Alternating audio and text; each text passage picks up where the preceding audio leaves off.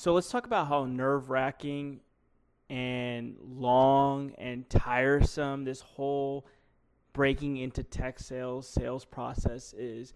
I'm working with a ton of clients right now that are looking to break into tech sales. Some have 1 to 5 years of experience, some have zero sales experience, or some have experience, but it might not be related to software.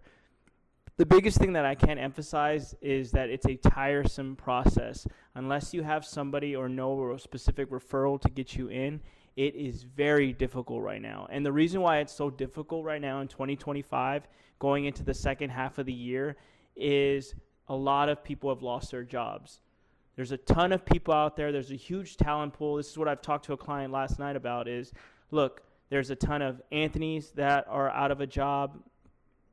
And when I say Anthony's, I mean people with 10 plus years of sales experience, or there's also a flood of mid-level sellers that are not as senior but have some sales experience that are competing with you. So it's important to note, I get this question all the time, it's like, how many interviews do I have to take? How many rejections do I have to take? Well, I wish I knew. I wish I could give you a specific number of, you have to apply 10 to 20 times and you have to get told no 15 times.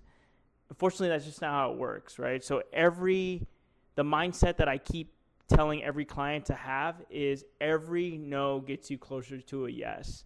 You have to have that mindset. If you don't have that positive growth level mindset, the market will just eat you up. You'll start to deteriorate.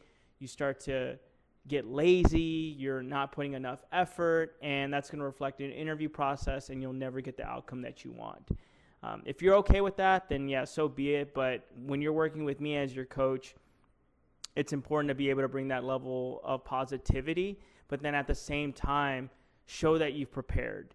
Give them every reason not to hire you. That's what I keep telling every client that I'm working with, especially ones that are fairly new and don't know how to interview with, a B2B software company, but have the level of competence when they're have experience maybe being a door-to-door seller or selling life insurance and they want to get into tech now. It's important to prep thoroughly, prep with who you're meeting with, the hiring manager. Did they go to a specific school that you might have some commonality or might have a friend? Build up rapport. Treat the interview process like a sales cycle. I can't stress that enough when going in. It's important to be able to make sure that you know who you're interviewing with, you know what product they sell, you understand the market, and it only takes 10 to 15 minutes to be able to understand that.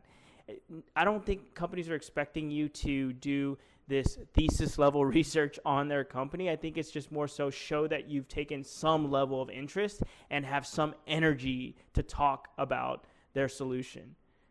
Again, it sounds kind of negative to say, but companies right now are looking for every reason not to hire you. So be so good that they can't ignore you. And I know that's the title of a book, but I can't relate that enough to the market the way it is. And like anything, it is a process, right? You're gonna strike out. The best analogy I can describe for anybody on the other side of the screen is a lot of Hall of Famers that are in the MLB Hall of Fame, strike out a majority of their career.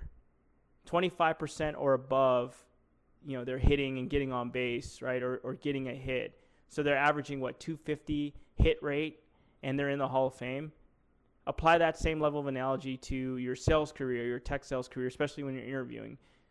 You're not going to get told yes every time. A majority of the role is being told no anyway.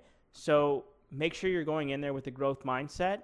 And again, there is no magic number, but the best thing you can do is prepare.